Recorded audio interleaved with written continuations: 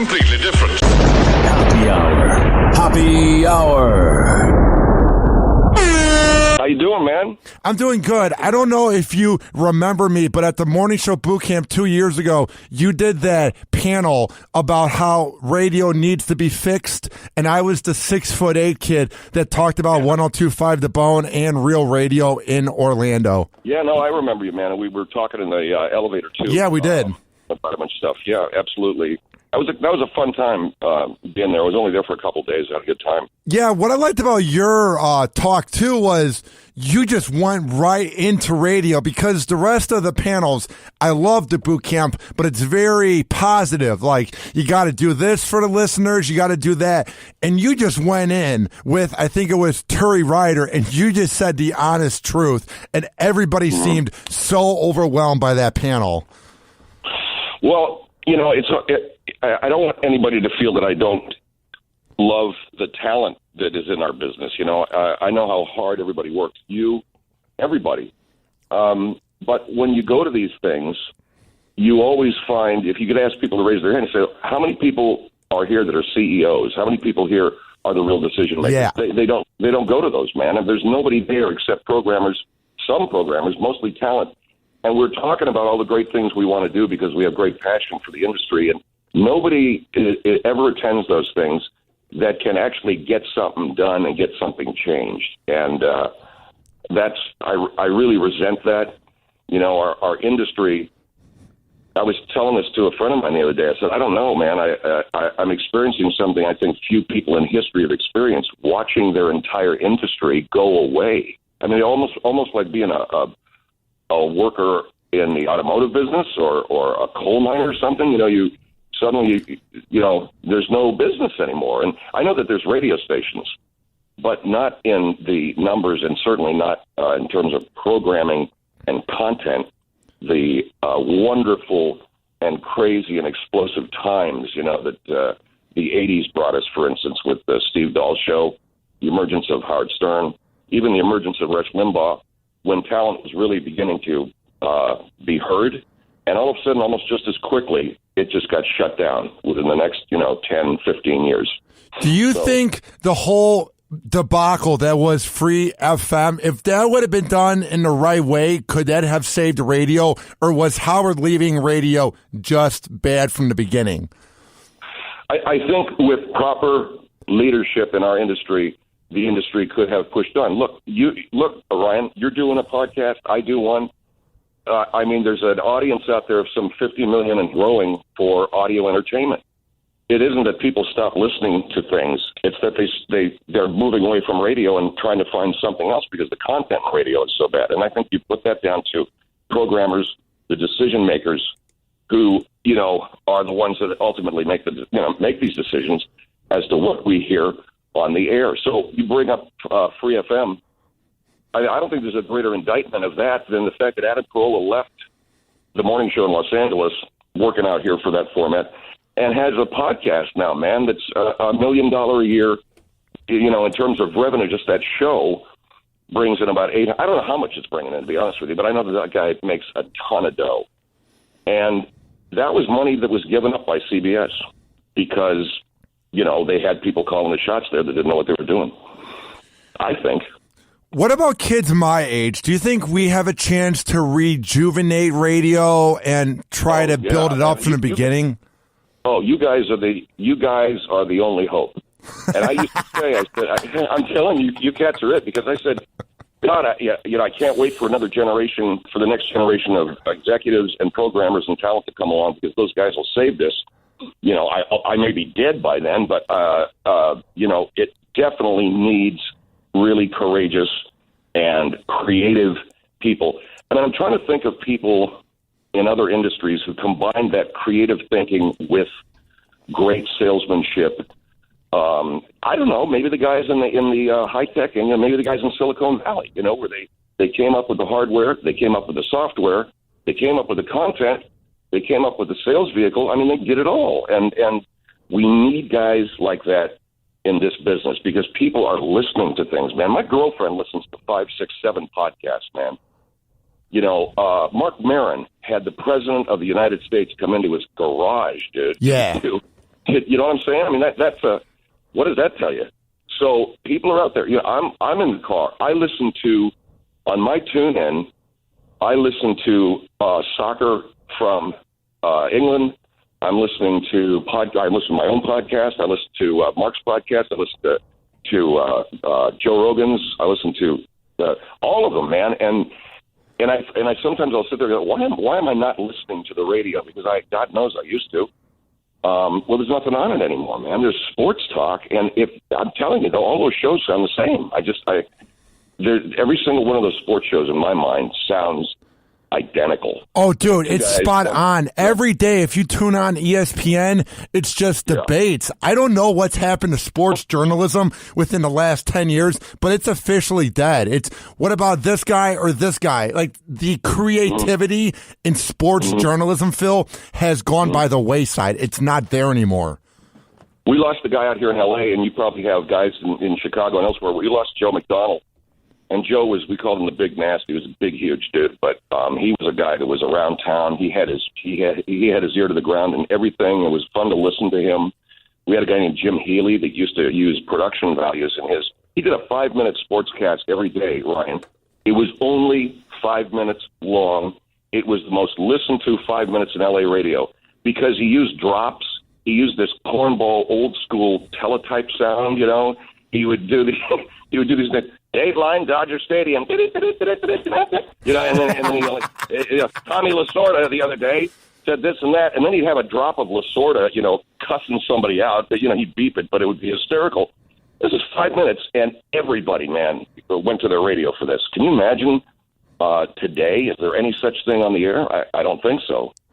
And I believe you guys are where it's at. You've got to push your way in there somehow. I don't know how. A lot of these old school, a lot of the owners, a lot of the executives don't know what to do because they don't know radio, man. They come from some other background, and they've got a lot of dumbasses that are telling them shit. But guys like you, younger people who have got ideas, man, need to get into these offices and tell them how it can be saved. Because back in the day when Tom Donahue went to a radio station in San Francisco that wasn't making any money, and they're about ready to flip the signal to something else, and he said, let me try something.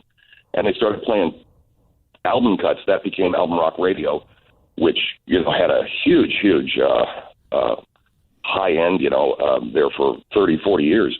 So I think that when you show somebody the money, as the saying goes, that's where it all begins. It's got to show these guys, hey, look, here's how we can turn this thing around. It isn't just about us having fun on the air. I wish it was. But it is about us having fun and, you know, making somebody some money.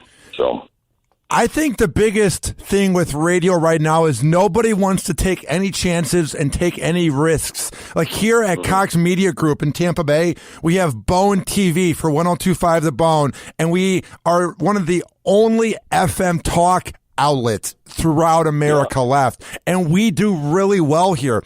And that's what I don't get, Phil, is Tampa's a big market. This is Tampa Bay, Florida. I just don't know why people don't look at the Bone and go, why shouldn't we do this in Milwaukee or Omaha or Portland? Yeah. Why is radio so afraid to take risks? Because to me, when you do that, that's when it works out the best, because then it sounds different and it sounds unique.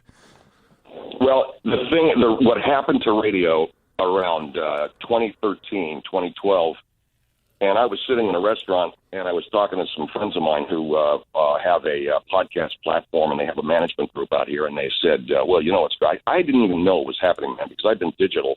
Well, actually, I was just about ready to go digital. Yeah. They said, you know, talk radio's going away. I said, well, what do you mean going away? I said, yeah, it's going to sports. The advertisers were sick and tired of the complaints. Now, I'm not talking about what the Bone does. You know, when I was at Miami at WIOD, or like in Chicago, and when the Loop was in its heyday, it was what we used to call personality talk radio. It wasn't necessarily news talk where people were listening to hear about the news. They were listening for the talent. They were listening for the yucks, for the fun that guy brought to them. And that evolved into right-wing radio. And by 2012, 2011, right-wing radio and all of that political talk had got so many people pissed off and so many advertisers dropping. And, you know, they blame Rush Limbaugh for whatever that one thing was. Wasn't it when he called that girl a whore or whatever, like 5 years ago? Yeah, they blame him, but really I believe that the fight was already taking place, man. You know, They didn't want the controversy. And so the talk programmers flipped to sports, because what do you get with sports? You get passion, but there's no real controversy there, man. Nobody is calling anybody the N-word. No one, there's no political party at stake. It's just, the craziest it possibly gets is some rowdy Tampa Bay fan going up against some Miami Dolphin fan. So they decided to flip it over there. The advertisers love it.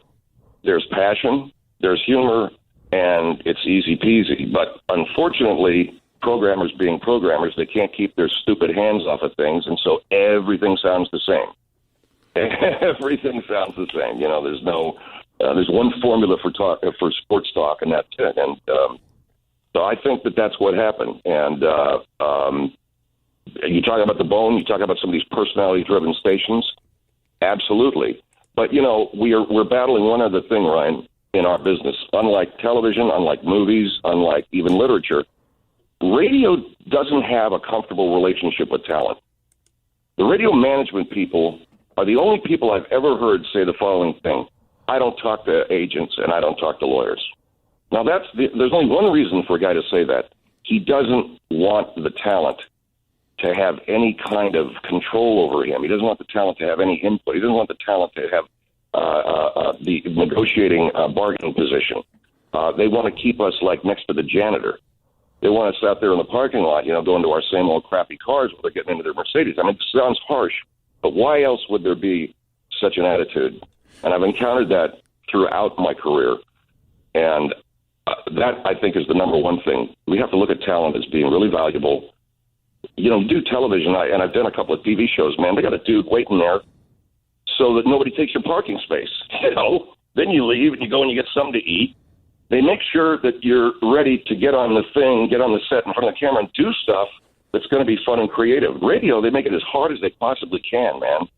Your vacation money, is it coming, is it not? Can I get a raise? Where am I going to park my car? I mean, you feel like you're just another piece of the furniture there.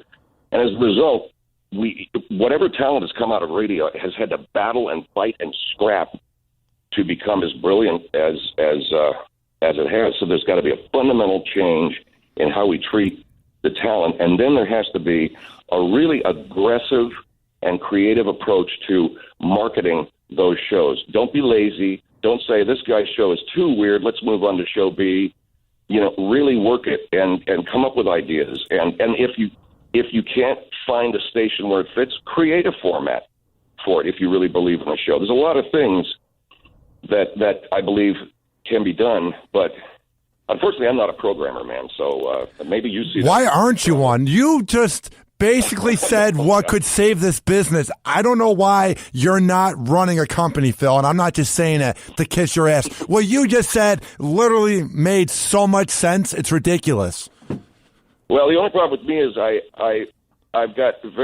don't think I'm a very good teacher, and I think that there's a learning curve that has to be done here. I wouldn't mind sitting down with a company and they could pay me a couple of $100,000 and I'll sit there and I'll lay out to them everything that I know, but I don't know that I could actually go day to day into an office. But I think there's some great people, young people that can do it and can do it well. And I don't want people to give up on our industry, man, because I know there's a lot of fun to be had out there, man. You're having it there at the Bone.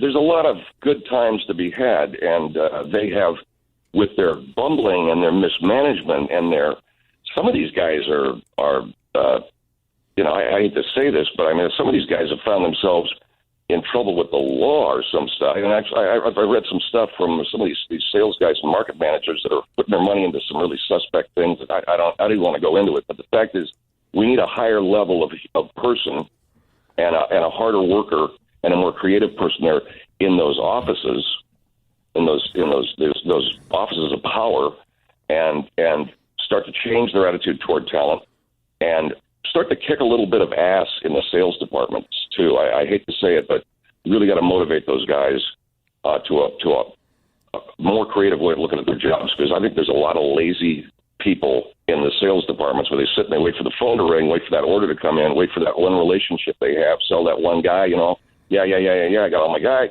bam, I'm out of here, and meanwhile, there are shows that can really use the help. and it ain't happening. So look, they have all of this opportunity, man. They're hooking up all these leased stations. They've got mini networks. They've got regional networks. They've got all of this opportunity to reach God knows how many people, and they are just sitting on it. It's like sitting on a silver mine or a diamond mine where everything is, where everything is raw. All you got to do is go in there with a pickaxe and a shovel and a wheelbarrow and start chipping that stuff out of the rocks, but nobody wants to do it. So. What I want to ask you, too, is do you think this whole new trend where we're offended by each and everything that anybody says, is that sort of hurting radio because they're afraid to speak their mind because in 2016 we're all a bunch of pussies? America's come. I think we should be able to speak our minds, but I think we have to. There's one other thing that we don't really take into consideration. There is a price to be paid, and it isn't just by the powers that be. It's the price to be paid when it comes to our relationships with other people in the community, the neighborhood. We come from a long history in this country from the very beginning of sort of abusive behavior toward certain people. So when somebody gets pissed off, let's say, about a guy being called a name, it isn't that guy decided yesterday that he didn't like that name. It is generation after generation after generation and decade after decade after decade of behavior that most of us completely have no awareness of because we grew up in a country that's relatively modern when it comes to that. We have no idea what some people suffered. And before we start to say we'd like to speak our minds, I would really love for us to get a little more educated in terms of the history of this country so we know where we're coming from. And we know exactly why people get pissed off the way they do. I agree with you, man, that, we need to be able to speak our minds. But I also know that there is a consequence to the things that I say. And I can't make somebody love me. If I say something they don't dig, they're just not going to want to have anything to do with me. Like what's going on in North Carolina. Those guys in North Carolina with that transgender bathroom thing, people may think that those are a bunch of politicians trying to suck up for whatever. That's a basic community thing that's happening there. The gay community in this country has political power. And they're saying, we're not going to do business with you if you do this and that. Now, does that mean that they're thin-skinned? Or are they simply saying we finally, after decades and centuries of having our asses kicked, we finally have a little bit of political position? We don't want to be treated like this. If you do, we're just not going to do business with you. Right now, the NBA is, I don't know what they've decided, but the NBA was going to pull the All-Star game. It's not looking good. I was reading about it this week. If they keep doing this, I think it'll be out of the game in, let's say, August, out of Charlotte. And you know what, Ryan? North Carolina can do what they want. If their community feels strongly about these laws, then yeah, keep those laws. But you have to accept that some people are going to say, adios. What do you do? Pass a law to say, I'm going to do this, and you got to suck on that because we want you for other reasons. We want you to be here and play basketball, although we don't like the fact that you. I mean, it doesn't make sense. Life doesn't work that way. Same thing happened here in Arizona, as you know, Ryan, when the NFL said, well, most of our workforce, a lot of, is African American. You don't want Martin Luther King's birthday. That's cool. You can do what you want there in Arizona, but we're not having a Super Bowl there. So what happens is what Mahatma Gandhi found out and what Martin Luther King found out, money is what gets things moving. And Gandhi knew that it was an economic question, and King did. And so these economic boycotts, you hit a guy where he's making his living, and it's funny how some people can come around and see the light or whatever, but I just feel that I want to hear everybody's opinion. I want to know what everybody's feeling, and I want to know what everybody's thinking. But I'd also like a little more education going on here, man. We got a profoundly undereducated country when it comes to these really explosive social issues. People are very short in terms of their attention span. They're impatient. They're angry. They feel hurt. But they don't want to take the time to get really into the truth. And I don't mean InfoWars or Prison Planet or whatever that bullshit is. I'm talking about real history. I mean, real scholastic effort here, man. And doing that. But anyway. Speaking of attention span, you just brought up how we have a very short attention span in 2016. Can we possibly blame that on, let's say, social media or the smartphones? Wow, I think, yeah, maybe, because if for instance, I'm old enough to remember where, okay, I'm going on vacation now and I'm driving, and the next time I pick up a telephone is if there's a phone in the house that we're at, or maybe a payphone, but that day, you don't even think about it. You know, we're at school, we're going to go fishing, we're going to go surfing, whatever we're going to do. And then things changed, and now it's like, even when I'm on vacation, man, I was in Hawaii back in December with my girlfriend, our freaking phones are on all the time, man. You know, we're checking social media, we're checking our email, we're checking our phone messages, we're checking this and that. And some of it's kind of relaxing, some of it's fun. I love posting pictures, and I love talking to my friends, and I love doing all the stuff we like to do. But, wow, you know, I can sense and tell that I'm sort of frantically popping from one thing to the next to see what I'm missing. Like, for instance, today on Snapchat, I got a character named Jay Santos. Today is Jay Santos Day on Snapchat. I'm going to go on Snapchat and do these characters.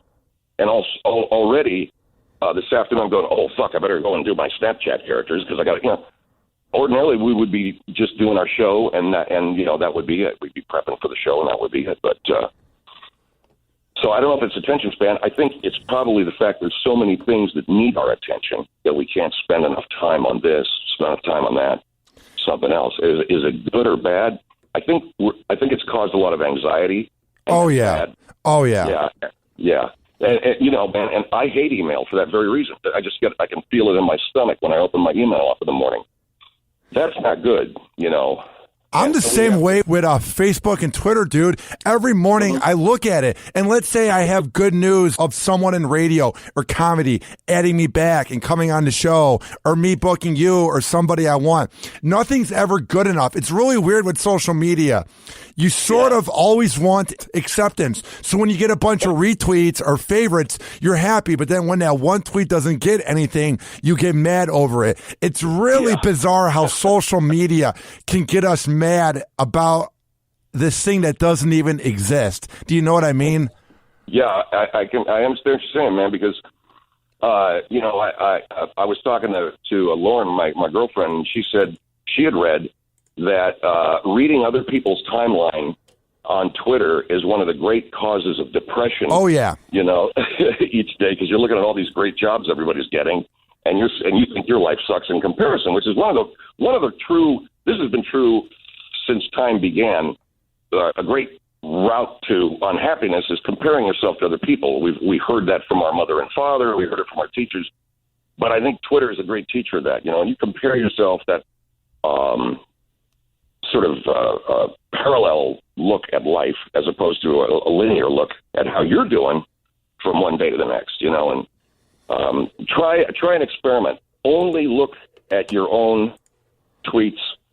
Only look at your own shit. Don't look at your timeline. Don't look at what other people are doing that you're following. Follow them, but don't even look at what they're doing. You know what I might try and do is just not even look at it for a few hours. That's what I've done the last few nights. I've been watching the show Deadwood on HBO Go, and it's amazing how when you watch TV and you don't have your phone, it's like you're in 2007 again, where back then we had flip phones and we would watch TV. It's really weird how the past 5 years the phones have taken over our lives, man. It is insane. It's nuts, and now with iPads, I think that's a great idea. I'll split the difference with you. There is a chart that of all places, Cracked, which is a great website and used to be kind of not a very funny magazine, but suddenly they've turned into this brilliantly funny website. And they also post a lot of really usable information. And they had a chart, and the chart showed you what are the best times of day. And we're talking about social media, Ryan, as it applies to you and I, because we work in the entertainment business. I don't know what it would be for just a regular guy or another business, another industry. But in our business, the best time to tweet is 1 to 3 in the afternoon. Yeah. Okay, so you've seen that. If you do that, if you limit your tweeting and your Facebook posting to those specific times, you already have kind of cleaned your life up a little bit. Because I started doing that, and I was like, oh, man, that's great. Because I know everything that I do outside of those times doesn't mean jack shit. This is perfect. And I only have to worry about it for 2 hours, to be honest, you know, because I think it's 1 to 3 in the afternoon. I don't know, Tuesday through Thursday, and then Facebook is another group of things. And so if you try that and you just treat it as, because social media for me mostly is about work. It's not really about communicating with friends. I can pick up the phone and just talk to them or just go see them, but it is about work, and I want my work to be in certain segments of the day. I don't want it to be 24/7. So if you try that might help. But you're totally right, man. It's too much.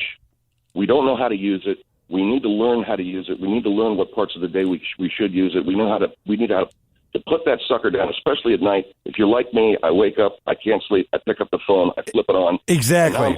You know what I'm saying? Now I'm awake for 2 damn hours reading all this garbage, and I should be sleeping. So it's just really weird how everything has changed over time. But here's what I want to ask you. What do you do in your free time so that you don't burn out from social media, from your podcast, from the TV work that you do? What are some fun things that you like to do in your free time?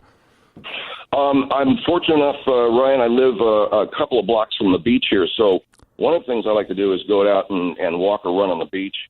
I'm a big fan of reading and a big fan of history. I don't read enough of it, but I can lose myself in books pretty easy, especially if it's a great historical text. So I like reading.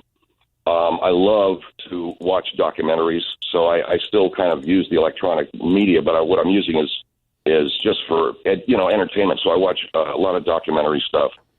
I love traveling, man. If we have the time, I like to just go up the coast to Santa Barbara and hang out, or if we have time, go up to San Francisco and hang out and take drives, because we got the coast of California between LA and San Francisco is pretty beautiful, and we just got back from Big Sur. Taking drives up there is great. The other thing I like doing is going out here and kayaking. We can take it right out here to the harbor and just and that's really good. I've just now started losing weight again, thank God. And one of the things that has helped me is getting into kayaking, which my cousins did. My family comes from Canada originally, and my cousins were rowers on Lake Ontario and stuff. So, and I know you're from Chicago, right, Ryan? Yeah, and then I moved to Cleveland to work for Rovers Morning Glory. I was there for 3 months. Then I got laid off from the show, a.k.a. fired. And then the ex-producer of the show named Rob got me the job here in promotions at 102.5 The Bone. So I'm basically a transplant of Chicago. Well, when you were growing up, did they have these rowing clubs and stuff out on the lake and stuff? Or because they did a lot of that stuff in Toronto. And so I like to do that. And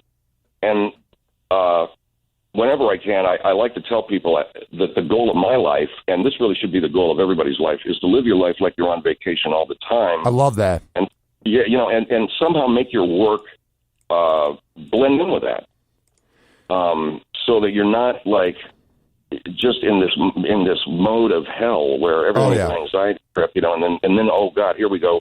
2 weeks out of the year I get to relax. That shouldn't be the way it is. I think that every day you should live your life like you're. Whatever on vacation means, I think it basically means being authentic and looking for as much fun as you can have without being a selfish asshole about it. We've got to look out for other people. But I think in the context of that, living your life like you're just kicking it every day, and your job is like that too. One of the great things that has happened to me since I went digital, man, basically I'm my own boss. We make a very, very good living, thank God, for our subscribers and for the people that are fans of our show. And we do the show out of our studio, home studio.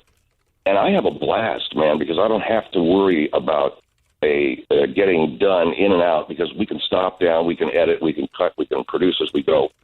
We don't have to worry about the FCC. We don't have to worry about anybody bitching at us about content.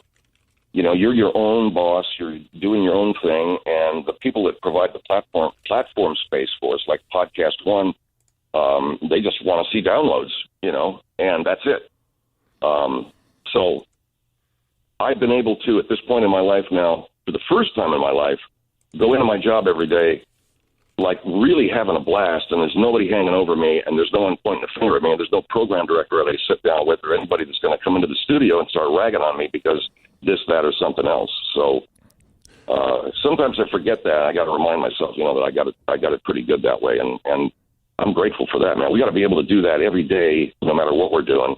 And like you and I were saying, with the industry the way it is, we need to get people your age and other people who are creative and who have their stuff together to create the industry anew.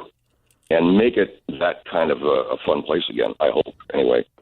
You know what's weird, too, is I moved here from the Midwest, so I live in Tampa Bay. Isn't it amazing how weather can change your mood and the way you look at life? I never see snow, and it's basically warm out 24/7, and that has changed the way I look at everything. And I live about 20 minutes from the beach, and, dude, I come up with the best ideas and the best thoughts and positive thinking when I'm at the beach. It is so relaxing. I love every second of it, man.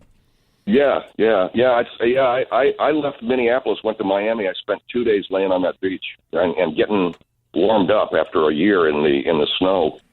Yeah, it's the ocean, man, is like the big mother. She's just sitting out there, and that's where everything came from, and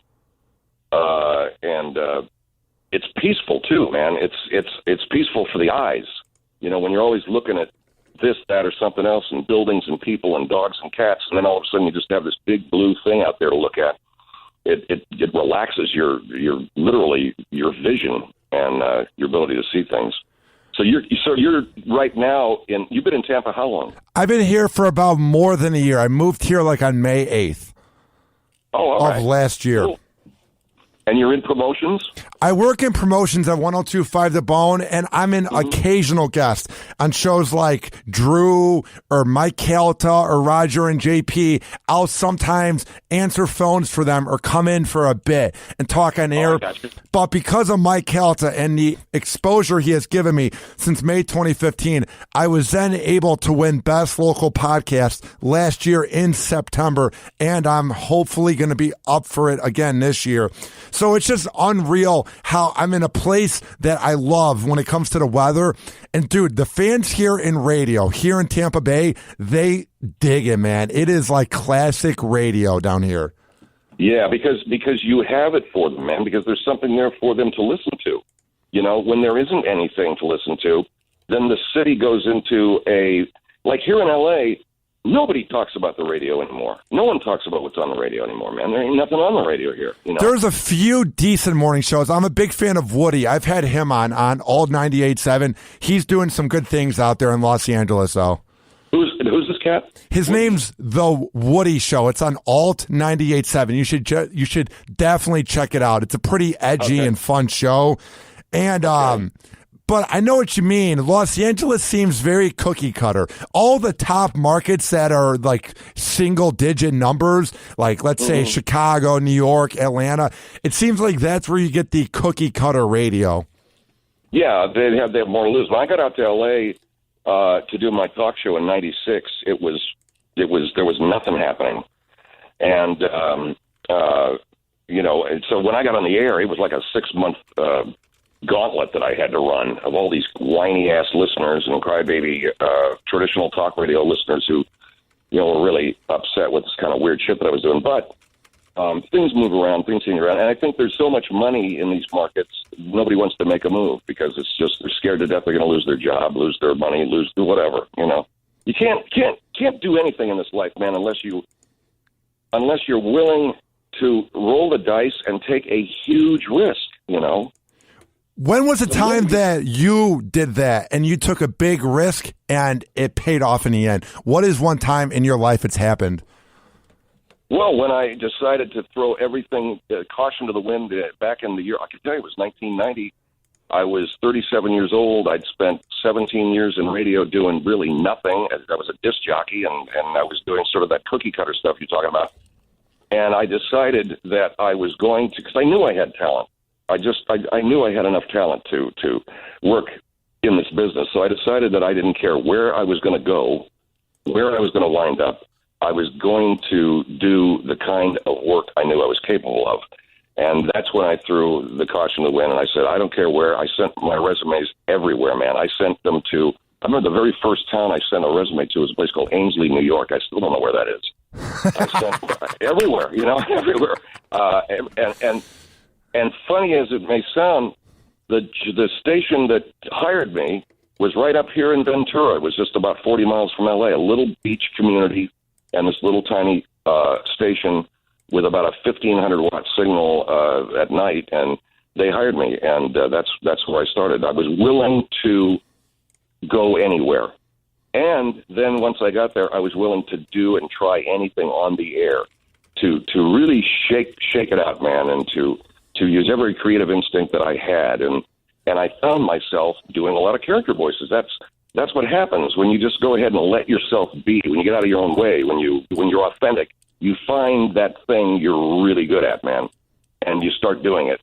And there's a guy that I do voiceover with here in L.A., Trevor Duvall. Guy's really talented dude, does a lot of animation. He said something once I'll never forget. He said, man, don't do what you love. Do what you're good at. And, man, that hit me like a bolt of lightning because all my life I'd heard people say, do what you love. What do you love? What do you want to do? Do what you love. Yeah. And that confuses people, man. But when you say to them, what are you good at, man? What are you good at? What do you do better than anybody? Well, I mean, I do this and that. You'll find out that's really what you love, man. Why else are you doing so well at it? And that's what I discovered. And you know, I told myself one thing, though, man, and everybody has to say this to themselves. I don't care where it leads. I don't care what happens. I'm going to do this thing. I'll do it respectfully. I'll do it and not try to hurt anybody. I mean, I'm not talking about just bull your way through life, but I don't care what happens to me. I have to do this, and I'm going to do it. That when you make that decision, you're going to be successful. That's sort of what I did when I moved down here because I basically got kicked off of Rover's Morning Glory for getting really, really drunk on St. Patrick's Day. But they wanted to get rid of me anyway. They wanted to get rid of me. They were getting sick of me. And I was 21 at that point. So it was the first year to drink legally, whatever. I thought I would never, ever work in radio again. But then I found this promotions job down here. I love FM talk radio, and Rob and Mike Calta and Mike Olivero helped me out to get this gig. My point is, awesome. That's kind of what I did, where my uncles and my aunts and my mom, they weren't sure about the move, but I knew in my heart that if I was given access to do a podcast and if I worked hard in promotions, that it would pay off. And it seems like each and every day it is. So I'm always happy at myself for making this move, you know? Ryan, that's great, man. It's something you can be proud of every day of your life, and just keep approaching life that way. And I always say, you know, do it with respect, do it with kindness. You know, you can't lose, you know, believing in yourself and pushing forward with a lot of courage, and also at the same time be as kind as you can to people, because, you know, that was one I had to learn the hard way. I had a really, I think, arrogant style, and I was a real pushy kind of a guy for a long time, and people remember that, man, you know, and it comes back on you, you know. If karma's a bitch, there it is, you know. I think that we have to push our way through to our dreams, man, and at the same time as we go up that ladder, and you still got a lot of ladder to climb, man. You know, make sure that you're good to people on the way, because you'll always have a clear conscience. You'll always have a friend, and life's going to be easier, you know. So there's the pitch. That's something that our radio executives, speaking of that, could, you know, learn a little bit of. Being nice to people, you know what I mean? Just being genuine. Right on. There's nothing that's not going to cost you anything. And, you know, I saw a study once where it said, they asked, you know, what is the most valuable thing in the workplace for you? A raise in money, or to be commended for your work every day? And being commended for one's work rated higher than necessarily getting a regular raise. Now, of course, we all want more money. I mean, why wouldn't we? But at that instant, the more important thing is for people to just have somebody come up and say, God, you're doing a good job, man. You know, when that doesn't happen, I think you're in a workplace where everyone is just frightened for themselves, and they're not really certain and not really sure of what they're doing. So, now, what I want to ask you is this. You've been in radio, you've been in the media for so long that you have a brand. You're a household name in radio, where it leads to your podcast doing real well. But for people like me that aren't the biggest names yet, or anybody that wants to make a podcast and want to make a living or have it as a job, what are some things we should do looking into the future? Well, make sure it's what you should be doing. First of all, make sure it's what you are good at, if you will. And once you've determined that that's where you ought to be and not some other area of the business or perhaps some other business entirely, what I would do then is really focus on being authentic. And like we were saying, Ryan, try everything. Try everything that's interesting to you. Find where your real strength is. Are you a monologist? Bill Burr is a comic that I work on his show called F is for Family. It's an animated show. One of the best shows that's out now. I watched that in 2 hours. That was brilliant. It's a great show, and we're working on another season now. And, yes. and it's based on Bill's life. It's based on his life as a kid.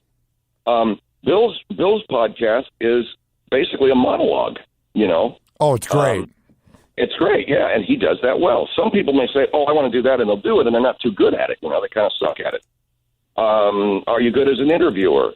Are you good with just creating on the fly? My thing is I enjoy just going down there and satirizing shit, pretending I'm doing a show and not really doing a show, just doing a lot of character voices and making fun of the things that I hear and I see. Some people may like going out and whatever it is, you have to find it, and that may take a while. That might take a few months, few weeks of just where is that strength. And you don't have to just be doing a podcast. You can just be talking into a tape. But once you do that, keep doing it and keep finding things about it and keep refining it. Get good at the performance part of what we do and really get good at it. And you get that thing out on iTunes, and then you begin to work your social media in getting that thing listened to. You set up a fan page. You get into some of those metrics. Facebook has fantastic tools. They really do, man, for determining demographics, for determining where your listeners are, for determining what are the best times to share things. We do a lot of sharing of material there. We do a lot of promotional things. If you can maybe get yourself some coffee cups or some hats or whatever, something unique. We have a Ted's of Beverly Hills hoodie, which actually the timing was kind of messed up because we came out with this hoodie right maybe a month or so before the Trayvon Martin story. Yeah. And I felt kind of crappy, promoting this thing, man. I was like, what are we doing, man? People are going to think we're capitalizing on that. But as it turned out, people didn't really punish us for that. I think they wanted to buy it because the term hoodie just happened to be in the news. But in any event, what I'm trying to say here is you have these things because that will be an incentive. You say, if you share the podcast, we'll draw a name of all the people that share it, and you win a hat or a CD or something. So that gets people sharing. Or if you have a subscription service like we do a lot of incentivizing of people subscribing. We incentivize people to subscribe for a year, and if they do, we give them a slew of free digital downloads of the show. Or we give them, like we're doing a promotion this month where I do character voices for people to use on their answering machines. That sucker was huge, man. I was working my ass off for like a solid week in the studio doing these tapes of things for people. And what I'm saying is once you've got the podcast where you want it to be, now you want to get people listening to it. And you do that by way of Facebook, by way of Twitter, by way of Snapchat. I don't believe that Pinterest is of any value. I don't believe LinkedIn is of any value. I think that Instagram is also huge. Make sure you get your face and your show out there on social media. And then in terms of monetizing it, this is the hard part. You make a decision. Do you want to have a subscription service or, one of these things I see guys where they have, do you want to donate to the podcast? I don't know whether that works or not. I've never done that. I guess you can if you want to try. Or you can find someone or hook up with one of these platforms that has a sales arm, like Podcast One, Earwolf. If you're big enough, I would begin to pitch a platform that has a sales arm and say, I got a podcast, and here are the downloads. Would you be willing to take this on and put it on your platform? And you'll get a lot of cross-promotion, and then it gets even bigger. We went from Sideshow Network, where we were getting 15,000 maybe a day, to Podcast One, where we started getting 50,000, 60,000 downloads nice. A day. Yeah, well, and the reason for that is because they're cross-promoting it on these monster shows, man, on Corolla. Shaq O'Neal has a huge-ass podcast, and that helps you because it gets some ears there. But we have to balance it, Ryan. What happens is the more free podcasts you offer, the more downloads you're going to get, and then theoretically, the more advertising interest. But you're also running the risk of blowing off subscribers because they're going to say, why am I subscribing when you got all this free content out there? So we have to respect that, and we pull back our free content whenever we feel like we're not, servicing our subscriber base. And so it's an interesting dance, man, and not one that I can tell you I've figured out 100%. Most of our revenue is subscription revenue. Our ad revenue is a small portion of what we do. But I'm getting into the business, and I think really the performance end is finding what you are really strong at on air. And I like, for instance, I enjoy what we're doing right now. I think what we're doing right now is probably really super, super interesting for people that are in our business. Oh, yeah. Or in the book. The outside people out there, I don't know. I mean, maybe not. Well, I do pretty good with listens. Over the last year, I've gained like 100,000 listens and like 40,000 downloads. I have no idea who's listening. I get listens in San Jose, and I get listens in Milwaukee where I'm not even working there. So it's very flattering. You know what I mean? Yeah, man. And you see how people are hungry for entertainment? They're hungry to listen to things, man. Lauren, she's got her earbuds in, man. I got mine. When we're driving somewhere, she's got those earbuds in, checking out. She's turned me on to a lot of crazy-ass podcasts and shit, man. What are some that you like to listen to? What are some podcasts? Well, like she turned me on to one that was insane, man. It was a dude doing a podcast. He'd been in a coma for 10 years, or not a coma. They thought he'd been in a coma for 10 years, but for a part of that time, he wasn't. He was awake. He was aware. He was just simply paralyzed and couldn't communicate with anybody. Can you imagine that? That sounds horrible. Isn't that horrifying?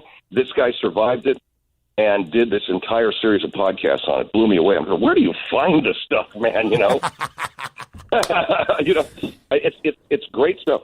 And look at the podcast serial out of public radio. Oh yeah. Look at what a monster that is. So I don't know where she finds her stuff, man. I generally go over there to the iTunes charts and just go, oh, wow, I'll check this out. Here's a sports one. I like soccer. I've gotten really into European soccer, the English Premier League. So I listen to a lot of podcasts, especially from England, because I think those cats are their dry sense of humor over there is pretty funny.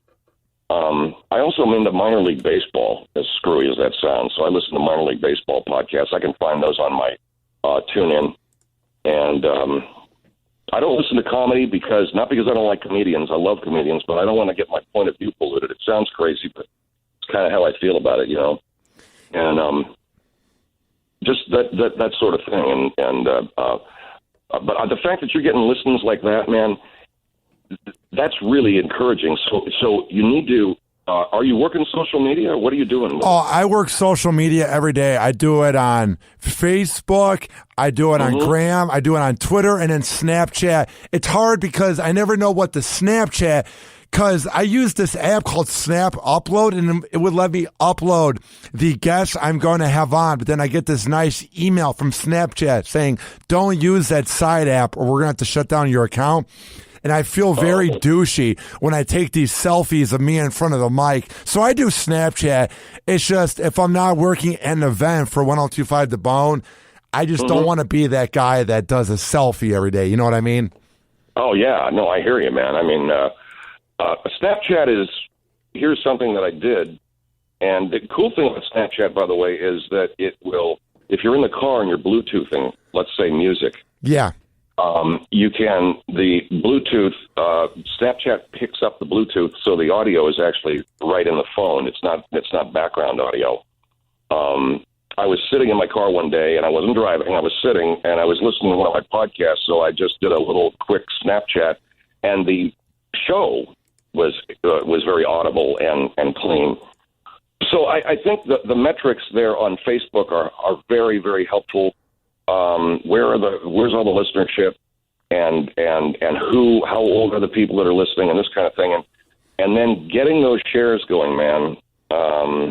plug the hell out of who you have on and have some free audio. If you say, here's my podcast, give them the link so they can listen to it right there and hear what it sounds like, just shit like that. Right now we're thinking about doing external advertising beyond online advertising. The only marketing we do is online. We're thinking about, and we've tried to figure out, where can we go? Is there magazine or outdoor or TV? What exactly can we do to further, the awareness of what we do? And then the other thing is, in my line of work, I do stand-up at the Hollywood Improv once a month. I have a thing called Phil Hendrie and Friends. So we have, I get on stage with 3 or 4 other comics. That helps to get a little exposure as well. And, doing F is for Family and doing some other TV shows helps. You can always, get your name out there that way. But barring that, I think there is a huge opportunity with the social media that exists to get lots of people, hundreds of thousands of people listening to your show every day, or at least tens of thousands downloading it every day, just working the shit out of it. And you have to have the content. You got to have the content. It's got to sound good. Because I've talked to a lot of guys. They'll say, I'm doing this, I'm doing that, I'm doing this, and I'm doing that. Why can't I get any traction? I go, well, is your show any good, man? You got to, kind of have the content too. So, those are my little ideas. Now, where can people find all your work when you're doing your podcast or your voiceover, TV work, social media? Where are the best places to find everything you're up to? My podcast is at our website, philhendrieshow.com, as well as on Podcast One and on iTunes. And you can go to any one of those places. You can also find it on SoundCloud. So we feel SoundCloud is a terrific platform. It's generally pretty functional. They don't have too many problems over there. It's real user-friendly. You can drop the link, your SoundCloud link anywhere. So that's where our podcast is, either SoundCloud or philhendrieshow.com is a great place because everything about our show is there, including our online store, all of our archives. We got about 20,000 hours of radio, man, going back 20 years, of our show there. My social media, Facebook.com /Phil Hendrie Fans, PHANS. That's our fan page, Phil Hendrie Show, Phil Hendrie Fans, PHANS. And then at Twitter, I've got I have 2 main Phil Hendrie accounts, but one is Real Phil Hendrie, Twitter.com /Real Phil Hendrie, and then we have Phil Hendrie Show. And then I have a lot of character accounts. Margaret Gray's account and Bobby Dooley and all these characters that I've created over the years are spread out throughout the Twitter sphere. I'm on Snapchat just as Phil Hendrie, PHILHENDRIE. And I'm on Instagram as Phil Hendrie, PHILHENDRIE. And we post regularly on Twitter. We post regularly on Facebook. I have a Facebook Friends page, but that's pretty much Ryan, aren't you over there? I know where.